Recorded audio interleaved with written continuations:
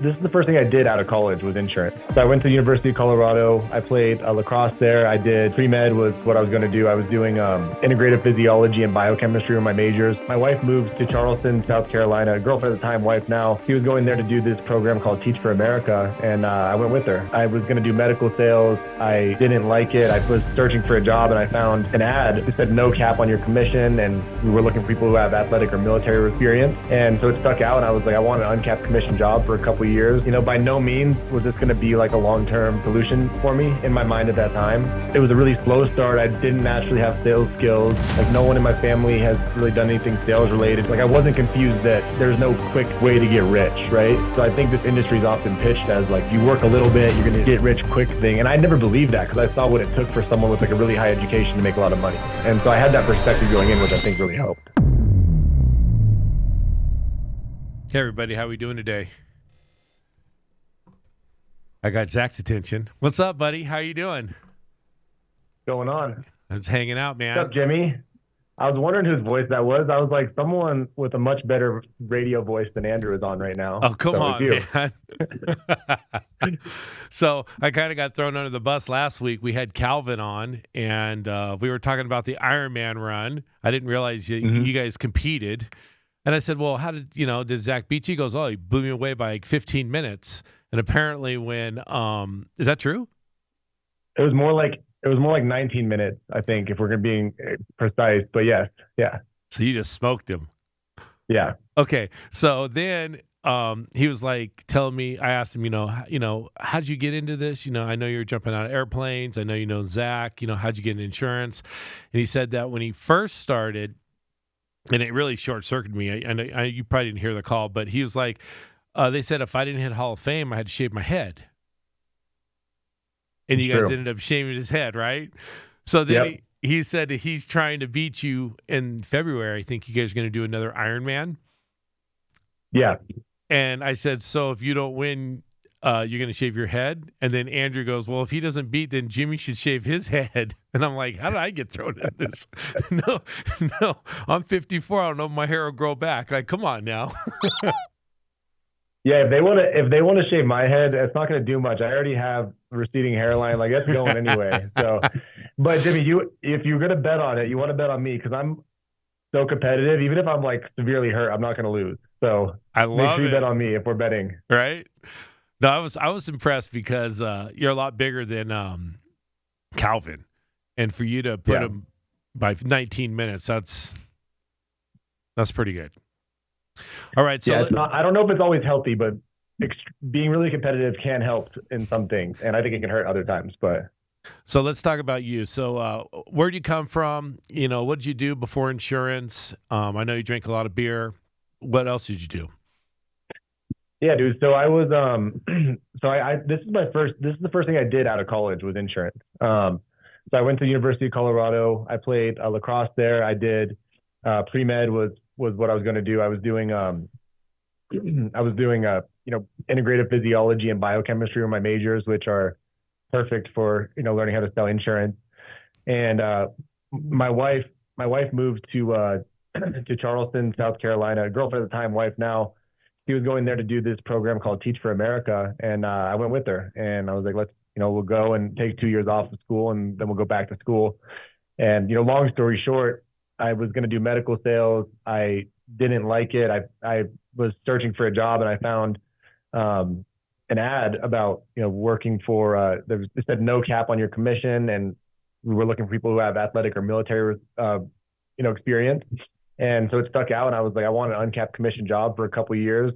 By no means was this going to be like a long-term solution for me in my mind at that time. And I got into insurance and, I can answer questions on whatever part of the journey you want. But, I think a lot of people, Jimmy, think, oh, like you probably had a really fast start and didn't have a lot of struggles. But for me, dude, it was a really slow start. I didn't naturally have sales skills. Like no one in my family has really done anything sales related. It's all, doctors, and that was kind of the path, right? And so it was a lot of learning. But I think what really helped was having the background of understanding, like studying something. And dude, I give my dad a lot of credit because I got to watch what it took for him to make he owned his own practice, was a internist, family practice doctor, right? So he made decent money, like made a couple $100,000 a year. Mm-hmm. In a great year, maybe 500,000, right? But he made really good money, but he worked really hard. Like he'd always be up at 5 a.m. He'd leave the house by 6 a.m. He'd go do rounds on patients. He'd be gone all day. I'd go to school, practice. I'd get home at whatever, 6 or 7 o'clock, and he'd be getting home at the same time, right? And then Saturday mornings, he'd go to the hospital, do rounds. He would take calls. He still takes calls. So I think I got really lucky getting to see what it takes in the real world to make really good money. Like I wasn't confused that you were going to get that there's no quick way to get rich, right? Mm-mm. And so I think this industry is often pitched as like you got to, if you work a little bit, you're going to get rich quick thing. And I never believed that because I saw what it took for someone with like a really high education to make a lot of money. So I think that served me well when I started because I was like, okay, to do well in this, probably gonna have to work 80 hours a week like you would if you were a resident or a doctor. And so I had that perspective going in, which I think really helped. But yeah, dude, happy to talk about whichever part of the journey you want. But that was the one thing I would like to share with people is like, if you take what we do, the barrier to entry is so low. So like, what are you going to do to stand out and be above everyone else? And if you look at what it takes to make, say your goal is to make $300,000, like Google what jobs you can make $300,000 a year doing, and then figure out how long it takes to make that amount of money in that field. And if you look at it that way, like think about the amount of time, effort, energy, and sacrifices go into that. And people want to roll out of bed at 9 o'clock, make a few dials, and become a millionaire. Like, no, that's not how the world works, No, it's not how it works. It's funny. I had a conversation with my father. He turned 89 yesterday, and he was talking about my kids. And, they're big into my dad wants, he's old school, right? So get the job, make sure you get a pension, you get all those things, and my mother tried to talk Andrew out of getting into insurance. And because being a bagger at Stater Brothers, there was a union, there was a pension. And imagine if he would have listened to her and not followed his dream, right? He wouldn't be where he's at right now. And I was telling my father, I was like, teachers, I have the most respect for them, but they just don't get paid what they deserve for the education that they've, and the training and what they have to put up with. And something that we do is we talk to people or we go in their homes and we give them a service that I think they need. I'm not selling you a $2,000 vacuum. I'm selling you something that if something happens, it's going to take care of your family. And I think that's so important. And you're right. If I always ask people, like, how many hours do you work that are on this call? Because I want everyone to understand that you don't just do it in a day. You know what I mean? Just like you wouldn't run the Ironman competition and train one day and go, oh, I'm going to go, swim for 5 miles and bike 150 miles or whatever it is. You're not doing that. You have to work up to it. And I think that's what we have to get the agents to understand is that you're just not going to go climb a mountain in one day. It's going to take time to get up that mountain. And then you have to learn how to come down that mountain because going up, it's one thing, but coming down, it's a whole different process, right? So absolutely. When you first started, why did you come to Vegas? Why Andrew? Yeah, so that was probably I moved to Vegas in like 2020, I think. The end of 2020. So that was probably 3 years. That was about 3 years of me being in the industry. And, learning to sell, Jimmy, for me was like, it was pretty simple, right? It was, you find someone you relate to, you copy what they do, you max that out as much as you can, and then you wash, rinse, and repeat, right?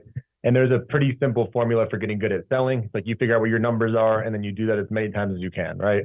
So like for me, when I was in the field, I knew for sure if I ran 30 appointments a week, I would sit with like 17 of those people and I would close about half of them every week. Like that's how my numbers almost always worked out once I got decent at it. And so once you figure that out, the way to get good at sales in this business is to do a ton of activity for about 90 days, and then you'll know what your numbers are. And then you just, based on how much you need to make, is how many leads you buy, is how many dials you make, is how many appointments you run, or how many, Zoom sales you do, right? So that part was pretty simple for me. It was a formula, just go, figure it out. Now, when I started trying to build a business, Jimmy, it was a little bit different for me because I would recruit some people. I would go, oh my gosh, I have these 5 people. They're all going to be the best 5 agents ever. I would stop recruiting, maybe three of them would fall off. I'd have two people, and then I'd start recruiting again. And it was just this up and down, like, I'd have a good week, good month, bad month, good month, bad month. And I was frustrated figuring out how to grow my business and figuring out how to scale it past a certain point. And I learned a lot from a lot of good people. Our agency, we probably had 30, 40, 50 people in it every month that were writing business, but I was kind of stuck at that point. And I remember talking to Sean at the time and going like, hey, who can help me get to this next level? Cause I feel stuck. I need new mentors. I think I've learned everything I can learn from the people, that I'm getting mentored by, or, maybe their message is not resonating with me anymore and I can't build the way they built it. And he was like, you should really try to build a relationship with Andrew Taylor. And so I was like, okay. So I remember trying to talk to Andrew a few times, Jimmy, and over the phone, and it was like pulling teeth. I'm like, dude, this is the guy. Like, I can't learn anything from this guy. He don't want to talk to me. And so I remember during COVID, I was like, my wife was doing medical school over Zoom then, because they changed everything to be virtual, in their world too. And I was like, hey, let's move to Vegas. Like, I want to get an integrity deal. There's good tax advantages there. And the person who's built the biggest business in the country lives there. Like, I want to go, like, immerse myself in what he's doing. Like, if you want to learn Spanish, like, you go to Mexico for 3 months, you learn Spanish, right? Yeah. So I was like, if I'm there, it's going to be hard for him to ignore me. And you can ask him, dude, like, when I first moved there, I would always be the first person at the office. Like, you can ask Buez, he's on here. Dude, there would never be any agent who was at the office before me or after me, ever. And I was always there, and I was always working. True. But but I knew, I was like, if I'm always here, it's going to be hard for him to hide from me. Like, there's going to be times where, I have an opportunity to ask him some questions, and I'd always have like a list of things like, hey, this is what I'm doing. What do you think about this? I'm having struggles here. What do I need to do here? And I think at first he was like, man, like, this is kind of aggressive. But I knew where I needed to go, and I knew I needed to go to someone who had the answers, because I wasn't going to figure it out myself, right? And I always looked at it like this, Jimmy. I'm like, okay, so Andrew's been doing insurance since he was 18, right? He's 34 now, whatever it is. So he's been doing insurance for, 5 times as long as I have. I've been doing it for 6 years. So if I want to get to where he's at in a much shorter amount of time, like, the only way for me to do that is to, like, take things that he's had to go through years of learning and implement them without having to learn them myself, right? And so all I wanted to do in the industry when building a business was take things other people knew and figure out how to implement them into my business. And so I was super intentional about surrounding myself by people who had already been there, so I didn't have to try to figure it out on my own. Because I'd much rather copy what they did and implement it than, me try to bang my head against the wall and take the same amount of time it took for them to learn it. That makes a lot of sense. That's something that going to the lock-ins, going to the conferences, going to the conventions, get around these people, ask a bunch of questions. They give you all the knowledge. Like you said, it's a shortcut to success, right? But you still have to put the time in. If you don't put the time in, it's not going to work. I mean, activity is Stephen, you used to say it's a numbers game. It's a numbers game. Sean Mike, it's a numbers game. And you don't realize that until you're in it, and then you realize, wow, it is a numbers game. And the way to go up is up your activity, is to up everything, right? Your leads, everything. I mean, I love the motto, no leads, no business. I mean, that's who we are. Yeah. I mean, that's it. I mean, if you have the leads, you're going to be successful. As long as you're calling them, you're not staring at your phone, you're going to be successful. I mean, you just are. There's people out there that really want what we have for them. And so IULs. One thing I wanted to touch on real quick is, like, I see a lot of people online, like, talk about, like, you want to, like, hustle culture is great. Like, you want to work your butt off all the time. And then I see people all the time that are like, no, you want to work smarter, not harder. And for me, it's like, it's both, right? Is the answer. So it's like, you want to work really hard and then have good mentors to help you course correct. Because if you have all the knowledge in the world, but you don't do anything with it, it's useless. Mm-hmm. And if you work your ass off all the time, but you don't make any adjustments, that's also useless. Like, that's like having a Ferrari that's 6 inches off the ground and the wheels are spinning as fast as they can spin. Like, the adjustment is you lower the car 6 inches and it goes 200 miles per hour, right? Mm-hmm. But if you just sit there and spin your tires and you don't make any adjustments, you're going to spin your tires forever. I think that's the best analogy I could think of, is like, you're so close, but if you're in the car, you may not know what's wrong with it. So you can ask someone who's, outside the car, and they're like, oh, dude, you just elevate a little bit, just go down 6 inches and you'll go really fast, right? And so I think that's why it's important to, now I know what bothers people who mentor people is if you ask a lot of questions and implement nothing, then they don't want to help you anymore, right?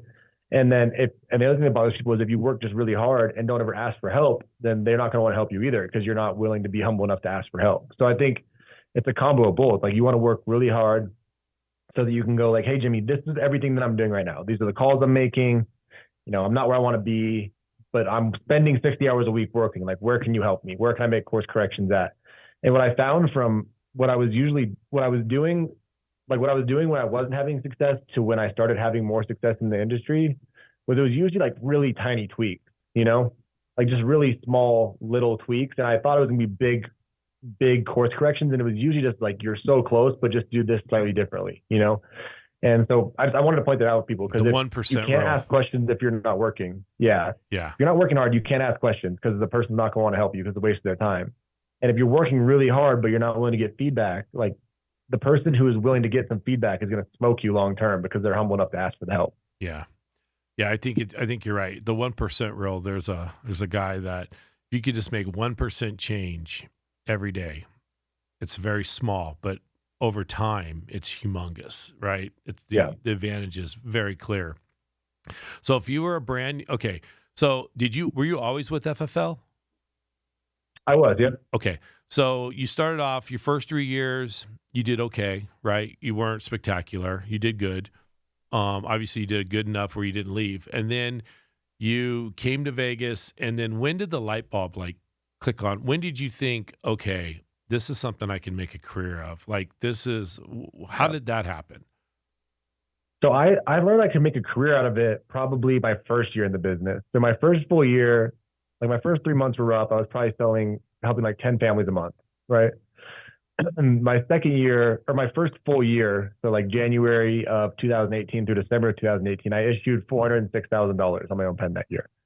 And I read a lot of appointments, and that's what I figured out. Like once I figured out that all sales was just getting in front of enough people and asking good questions, I was like, oh, okay, I could do this because, I think I netted like $200,000 that year after taxes and expenses and, looking at, again, knowing, what it took for my dad to get to where he had to get to make that time. I'm like, if I can do this in my first year in an industry, like I can only imagine what I could do if I actually apply myself and commit to this fully. Right. Mm-hmm. So at that point I was like, I'm going to make this career. And I decided I wasn't going to go back to school. And at that point I was like, maybe I'll build a team one day, but I just want to sell a lot and get really good at sales. And then what I didn't account for, Jimmy, with that year is like the second year I issued like 600,000 and then third year was like 900. And what I didn't account for was I just kept the same activity. I just got better because like you just get better over time. You just get better at closing, you get more confident. That's all that happened. I just got more proficient at closing and I started working less days and selling more. But what happened on the building side was actually super similar lesson as the sales side, but it's so hard to apply because if you're like me, like you want to believe in everybody, and I think that this is such a simple business that everyone could do it, but I don't think a lot of people have the intestinal fortitude to go through the BS that you go through sometimes. And so what I had to learn on the building side was I had to consistently be always bringing new people on and focusing your time with the right people. Like that was the biggest thing I learned from Andrew, right? Was there's a lot of people who will waste your time and you have to be a really good steward with your time and spend it with the right people. If you spend a bunch of time with people who, again, like I was talking about when you want to be mentored by someone and you have to implement, like if you spend a lot of time taking someone that has a bunch of potential and trying to do everything for them and, go to the ends of the earth to try to help them be a successful business person, like you'll waste a lot of time in that. If you have to force someone to do stuff, they're never going to make it, right? And if you adjusted that and spent time with the person who, maybe is not always there telling you how they're going to, be the next integrity partner and they're going to build the biggest, baddest business ever, but they're steadily working, asking questions. And if you spend the same amount of time with that person, you really could help them blow up, right? Yeah. And so two things I learned, Jimmy, was like, one was I always built my business, like my biggest legs were all going to quit tomorrow. So like I always built it like Easton at that time was our biggest agency. I always built it like Easton was going to leave tomorrow. And not like I thought he was going to, but I wanted to not ever have to be reliant on one person. So while I would always help and be building him, like I would always be trying to replicate as many Eastons as possible on my team so that if they ever did leave, I wouldn't be affected.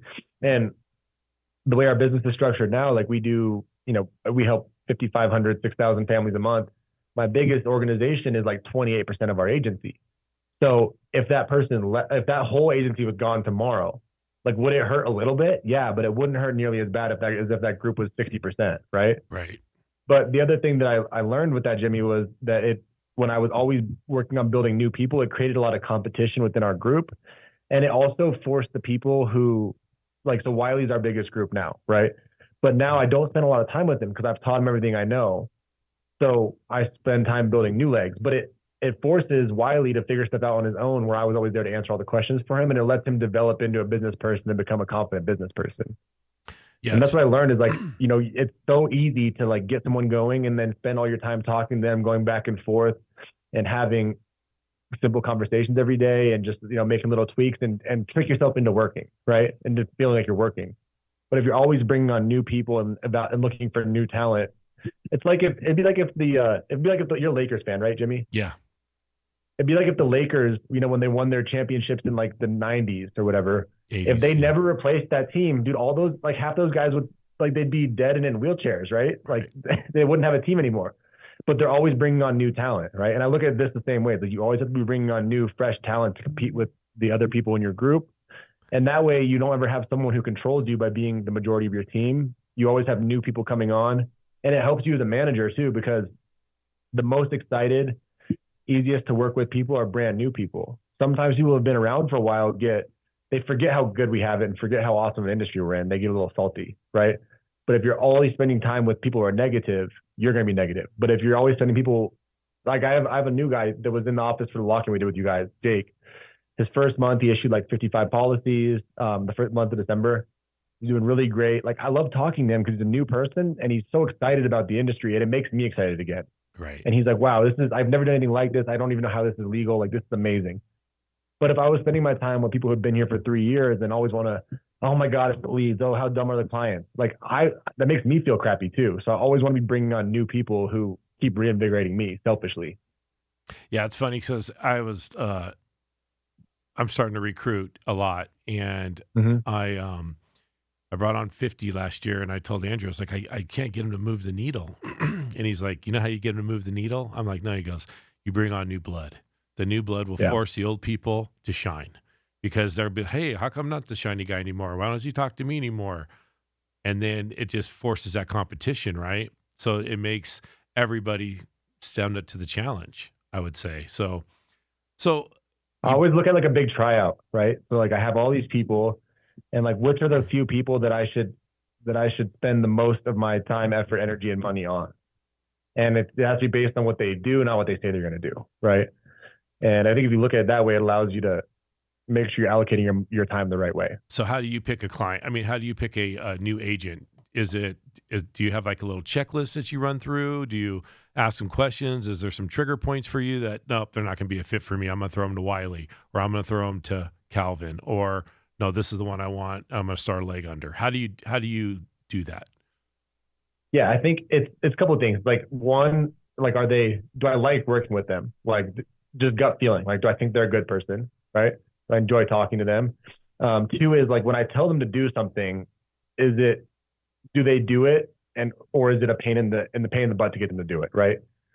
And if they like, to clarify, like if I'm like, hey Jimmy, like I need you to go buy this many leads, I need you to spend $1,500 on this type of lead this week. Like, sounds good, man. Hey, and if you ask me some follow-up questions on it, like I'm definitely going to do it. I just have a few questions. But if someone's like, oh my gosh, like $1,500, I couldn't imagine spending that much on leads. Like if they're hard, if I give them things to do and they don't want to do it and they're always pushing back, I'm probably out, right? And even just little things like throughout contracting and through the beginning phases, be like, hey Jimmy, you said you want to learn about IULs. Happy to teach you everything you want to know about IULs. I need you to go through the boot camp, and then as soon as you're done with it, call me back and let's follow up on any questions you have with it. And I just wait, right? And dude, the amount of people that either won't ever go watch it or don't call you to follow up with you is 95% of the people you'll tell that to. So I look for the 5% to go, hey man, that was great. This is what I took this, and this from it. I have questions here, and here. I'm like, okay, like that guy actually followed directions. Like pretty simple, but he followed directions. I want to work with him more so than the rest of them. And so I'm just looking for people that stand out above everyone else and are a little bit different than everyone else in a good way. That makes just giving them things to do and again, I'm not following up. I'm not texting you every morning going, hey Jimmy, finish the boot camp yet. I'm waiting. I'm cognizant of it. I know I told all these people to do this. And then when the one guy pops up and goes, hey man, boom, boom, boom, where do I get leads? I'm ready to do this, this, and this. I have questions here. I'm like, that's my guy. Not the other people that never followed back up and circled back with me on it. So you think it's about 5%? Is that kind of the calculations you've been coming out with? Yeah. And to be clear, like the rest of everyone else, like there'll be people that, sell 15 to 20 policies a month and make a great career of this for themselves.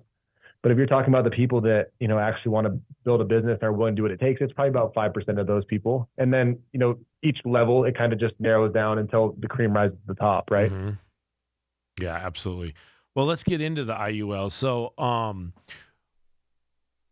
let's talk about, so I know everyone's excited. IULs is, what is it, about 20 years old. The product's very new. It's very competitive to whole life. It does all the things that a lot of people want nowadays. So when you talk to a client, what do you, how do you, I mean, can you get an Instacart lead? And if they're looking for $500,000 and it says term, can you steer them into an IUL, or do you just specifically go after IUL leads, or what, how do you find your success? That's kind of the first thing I want. And then the second part of the question is, give us kind of your script when you are going through it, and let's just kind of walk everyone through it so they kind of understand. So I think everyone's afraid of IULs a little bit, but they see a lot of success in it. So, and we know that, proficiency is amazing on them. When people do it, there's not gonna be a chargeback. I mean, no one's gonna come behind you, swoop your business out for $10 a month. That's not gonna happen. But I think a lot of people are just a little scared of the IUL, the illustration part. So if you can just kind of walk us through, how do you get your lead? What do you focus on for an IUL? And then how do you get them across the finish line? Cool. So first thing is leads is all of our guys have been buying the social media IUL leads in the ILC. That's where they're getting all the leads from. I'm big on whatever the customer wants is what I want to sell them, right? Well, I learned that early in my career. Like I always thought the cashback term was the best product for mortgage protection, but I learned a lot of times, and I could convince you to get it, Jimmy, right? Like I just want a really cheap term, and then I would sell you on why I think this product's better, and then you would get it, and then you would cancel it, right? So what I learned was I want to educate the consumer, but I want them to get whatever they want to get, because I know that like someone's going to sell it to them, right? And if you go, hey man, I want a 10-year term, I want to pay this much a month, and that's what I want.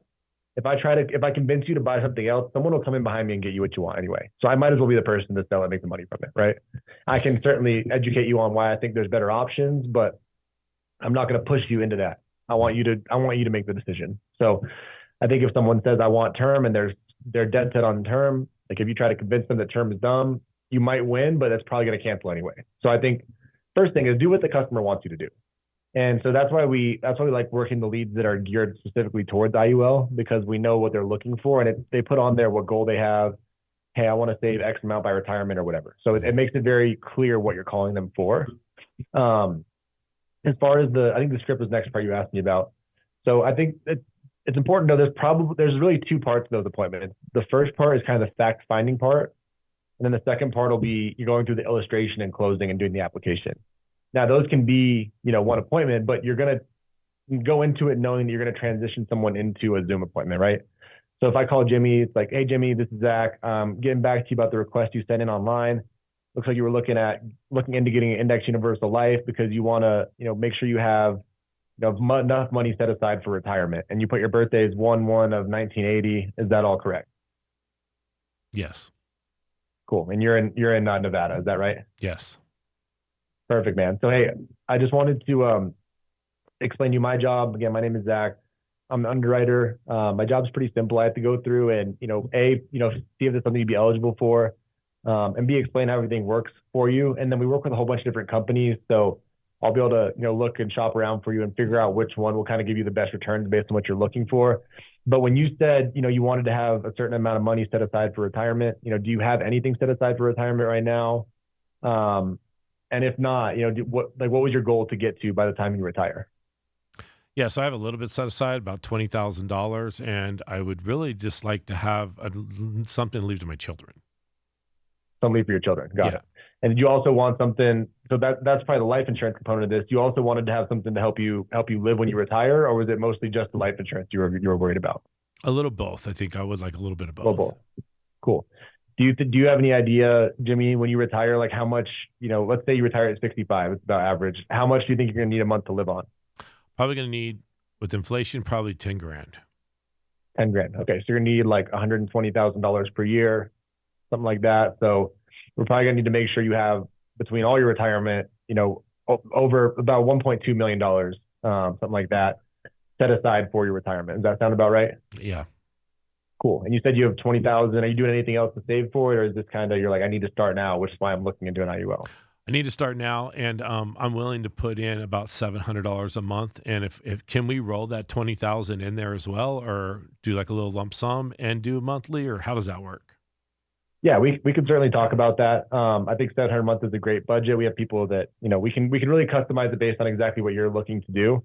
I wanted to, before we go any further, Jimmy, a lot of people, have seen a bunch of videos online, have done some research on it.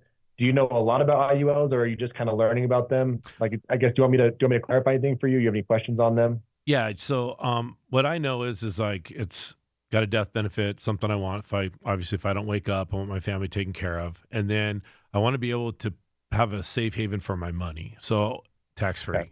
And I want a place where if I have extra money, then I can put it in there. And then how does that work? Cool. Yeah, I think a lot of the gurus, as they like to call themselves online, like to make it sound super complicated so they sound smart. The product's actually super simple. And really what it is it's a way that you can grow your money, like you said, tax free and not lose any money. So the money's not directly invested in the market, it's an index. And the way that works is the market goes up, you participate in the gains. If the market goes down, you don't lose any money. And that's just because it's not directly invested. I'll show you what that looks like when we look at an illustration later. And the reason that you're able to take the money out tax free is because when you take the money out, it's as a loan from an insurance company. So really, it's a way that the insurance company's built kind of a loophole to where the IRS cannot tax you on it. And we do all the illustrations and build all this stuff out so that you don't have to worry about it. But just know that when you take the money out, you won't be taxed on it. You don't have to report to the IRS because it's a loan from an insurance company. Now, the way it works is when you take the loan out, if you don't pay it back, if you die, the death benefit just pays off the outstanding loan amount, and the rest of it goes to your kids or whoever the beneficiary would be. Now, say you take a loan out. Let's say we get to your $1 million and you take $500,000 out. You still are gaining interest on the full $1 million you have in there. So it's nice. A lot of people really like this because it's the way to use your money twice. You can borrow the money and use it for living on or to buy a rental property or whatever. But the principal you have in there still keeps growing, which is why a lot of people like it. And it's really as simple as that. So there'll be, what'll happen is you're paying some money in. We'll set it up to where as much as possible that money is going towards the cash value part, as little as possible is going towards the life insurance, and that's just for us to stay within the IRS codes. That money will grow. Again, whatever amount, if you die, then all of it will go to your beneficiary. All the death benefit will if you didn't borrow any money out. If you did borrow some out, say your death benefits for $2 million, you borrowed $500,000 out. $500,000 gets paid off, 1.5 goes to your beneficiary. And that's really all there is to it. Does that make sense? Yeah. Wow, that's amazing. Cool. Now, a lot of people ask me, Jimmy, like, why doesn't everyone do this? And it is because you have to be in good health to be able to qualify for one. So like health is like your credit in this scenario.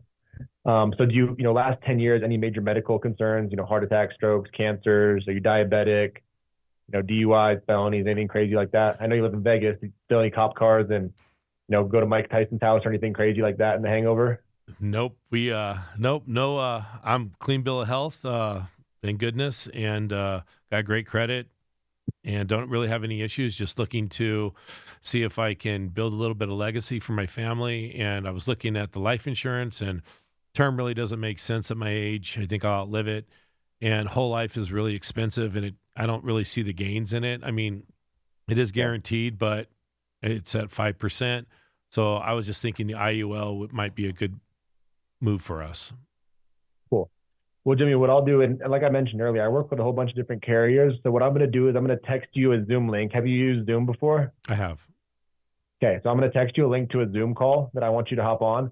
What I'm going to do, and I'll send it to you right now so you can jump right on there. I'm going to look across all of our carriers and figure out which one would be the best fit for you, based on, I'm going to use that number 750. We can always adjust it on there. But I want to be able to show you everything I talked about on the illustration because I have to show you what the illustration looks like before you can even decide if you want to get something like this or not. So I'm going to send you the Zoom link. Go ahead and hop on there. I'm going to go through the illustration with you and show you exactly what I'm what I'm telling you, so that I'm not making stuff up. So I'm telling you what the contract actually looks like. Does that sound good? Yeah, sounds great. And that's I think it's as important as possible to either set an appointment right there to get people on Zoom or schedule one and let them know, like, hey, Jimmy, there's really not anything for us to even talk about right now. I need to be able to set aside a time for us to go over the illustration because I want you to be able to visually see everything. And then you can do whatever you want with the information from there. So I know you said you're driving to work right now. What time will you be home where you can be, in front of your computer or your phone, where I can get your undivided attention for 15 minutes, where I can show you how this illustration works? And I need to make sure you're going to be there because I have to spend some time building it out. I make it sound like a big thing. I have to spend some time building it out, looking through different companies and seeing which one will give me the best return for you. So I need to make sure you're definitely going to be there. What time will work for you best? About 6:30. 6:30. Okay, cool. Let's shoot for 6:30 night. I'll block off my calendar for you there. I need you to make sure you're going to be there. I'll shoot you over the Zoom link right now. I'll text you before and remind you. Do you need your wife to be on there with you too, or are you good making all these financial decisions on your own? Oh, no, she'll be here. Okay, cool. She'll also be good. Do you need a text her? I don't want to get you to get in trouble. If you need a text her while we're on the phone, you can, but I need her to be there as well. I want her here because I want to talk about something else as well with her, with an annuity, rolling her pension into an annuity. So Jimmy, do me a favor real quick. I need you to text your wife and tell her it's 6:30 tonight because I don't want you to get in the doghouse, okay? You got it. And this is really how I talk to clients. Like, I make sure your wife is there, and you can joke with them a little bit, right? But make sure your wife's there so we can, she'll be there. She's not going to yell at you or get mad at you for setting something up that she didn't know about. Okay, buddy? You got it. Cool. All right, man. See you at 6:30. I assume the wife is good with 6:30, so I'll talk to you guys both then. And have a good day at work, man. Perfect. So let me ask you a question. So if someone said that they want to put they want to get their children in IUL, okay? They have a 5-year-old. I had a question come today. So you're supposed to write it as standard, correct, on a child? Yes. Okay. Yep. When they turn 18, do we just leave it alone, or do they try to get preferred, or what do we do when they're 18? What's your recommendation to us? You just leave it because the cost of insurance is so low on a kid anyway, so you're totally fine just leaving it as standard. When they turn 18, you can turn it over to the kid and make them the owner. They could try to requalify for better rating. It probably depends case by case on how healthy they are at that time. But the reason that really makes sense, Jimmy, for kids is like a 529 plan is the alternative that people are looking at, right? And those are great, except for they're not great if the kids don't go to college, right? If the kids don't go to college, you get whacked with taxes on that. So what I always tell people is I use myself for example. My parents had a 529 plan for me.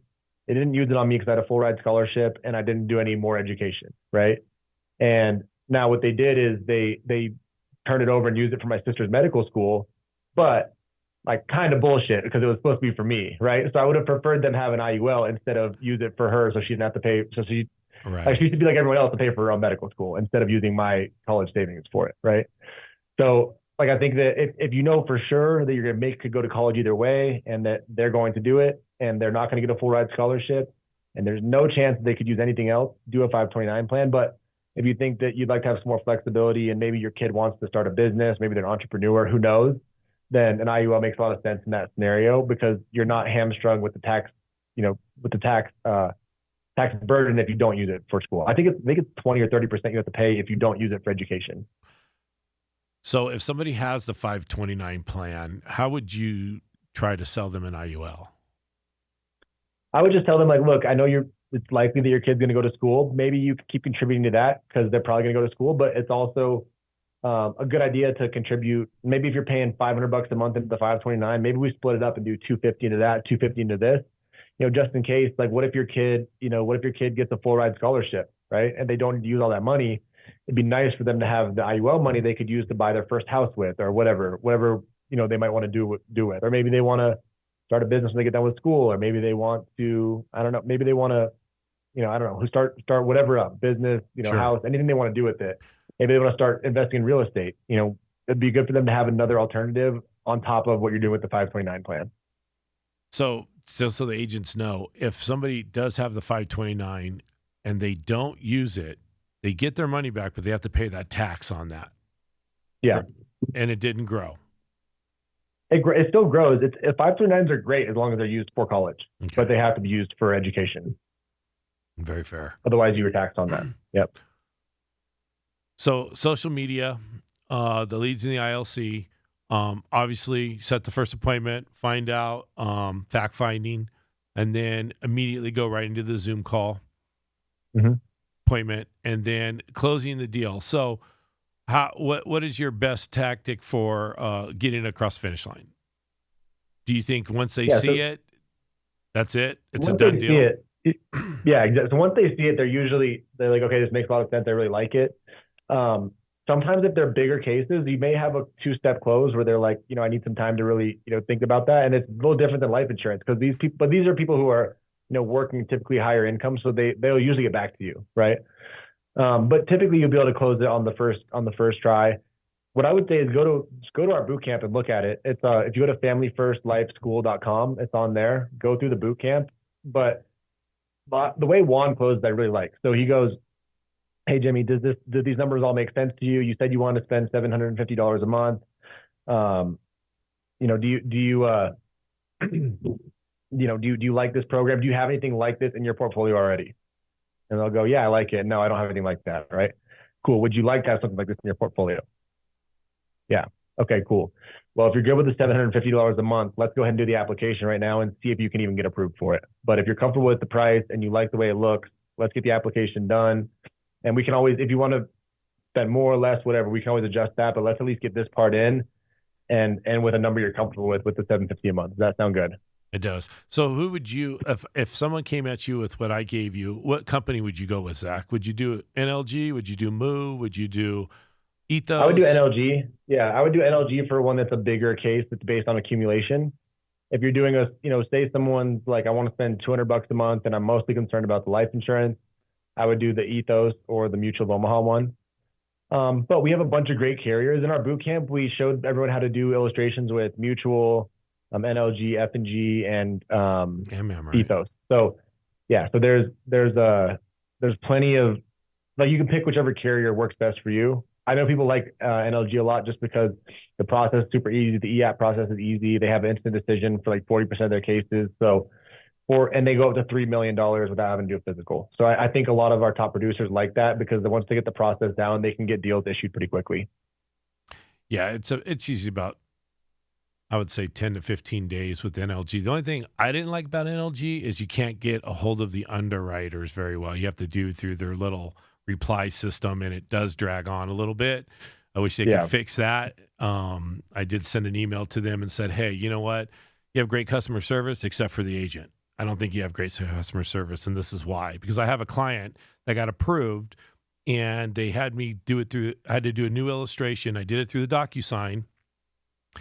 They said they got it. The underwriter said he didn't have it, so I emailed it, and now he has to wait another month for it to get approved. I mean, for it to go into Yeah. force because it said he wanted it drafted on the 1st. This happened in December, and I'm like, there's no way we can get him to sign something. So if he doesn't wake up tomorrow, his family's covered. So there's that little wrinkle in it that I was like, I think it's because a lot of the other companies will just make that happen for us. And I always Mhm. tell the clients too, hey, they are a great company. Their living benefits are amazing, but it does take a minute. Yeah. So I mean, you deal with that with any of the IUL carriers that are doing fully underwritten cases. It's slower than the cadence people are used to with final expense and term, right? yeah, So I think that's exactly. just part of the trade-off. Yeah. Yeah, You write policies that are 5 or 6 times larger, you do deal with some trade-off on the timeliness of it. So, but it's like I tell everyone else, like I know people when we moved from where everyone gets paid on issue to where now people get paid when the client's drafted, they're like, oh, well, I'm not going to make any money at first. Like, okay, but after the first month, like you're yeah. always getting paid from the business last month. Same thing, right? Like after you go through the first week where you don't get policies issued for the first 10 days, then you always have business issuing, as long as you're keeping up with it. So I think it's just one of those trade-offs. And I'm certainly not telling anyone they should not do what they're currently doing. I just think this is a really cool thing to add on to what you're already doing as an agent. Oh, absolutely. And like I tell all the agents, look, NLG takes a minute, but once you build your pipeline, it doesn't matter. Just like you just said, Yeah. it's things Yep. just as long as you keep writing, it's coming through, and it's just the way they do it. You know what I mean? But one thing I do like about them is they do not really do they do not do physical, man. They just Right. will try everything not to do that, which is I think is amazing. So explain the difference from an NLG and a Mutual of Omaha and an Ethos IUL, just so everyone kind of just really understands. I know you touched on it, but for cash accumulation, I know Ethos has that. I know Mutual of Omaha has it, but why is it so much simpler with the illustration for NLG? Yeah, I think, Jimmy, the best thing I could say is like, I hate to keep harping on this. Have everyone go to the boot camp and watch it because they can see the illustration being built, but it's just a super seamless process from illustration being built to the e-app, and it's automatically attached to the e-app, so you're not running around trying to get signatures and stuff like that. But yeah, I think like we spent, it's probably 2.5 hours of training that are on the boot camp. If everyone goes through that, they'll go, oh, IULs are super simple. Like I know how to sell these now. Very cool. And it's people who sell them every day. They're a lot better at explaining it than I am, for sure. Yeah, of course. When's the last one? So wait a minute. Let me go backwards.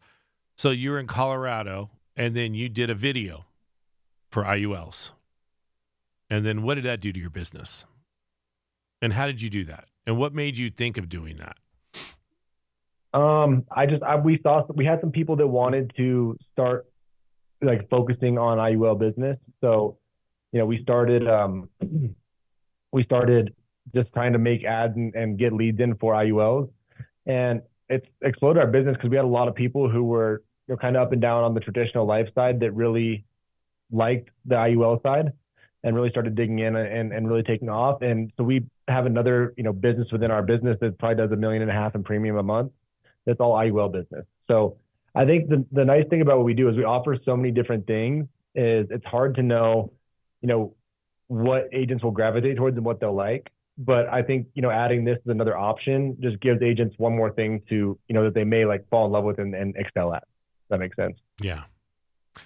So, hey, Jimmy, I have to, it's 12:45 my time. I have to jump off, get on another call. Cool, but, man. Dude, I appreciate you so much for having us on. All right, Yeah, dude. thank you guys. And I appreciate everyone being on. All right. Thank you so much. Thanks, guys. All right, everybody. Well, that was Zac. I hope you guys got some good knowledge out of that. I think the difference between being successful or not, obviously he harped on, let's go to the boot camp. Let's check that out. Make sure that they spent the time and the money. We got the best producers building that. Let's sit through that. Let's make sure we're watching it. I know I did, and it helped me dramatically. And then the other thing is don't be afraid to ask questions afterwards and go after and sell some IULs. That's it for today, guys. Hope see you on the other side and have a great week.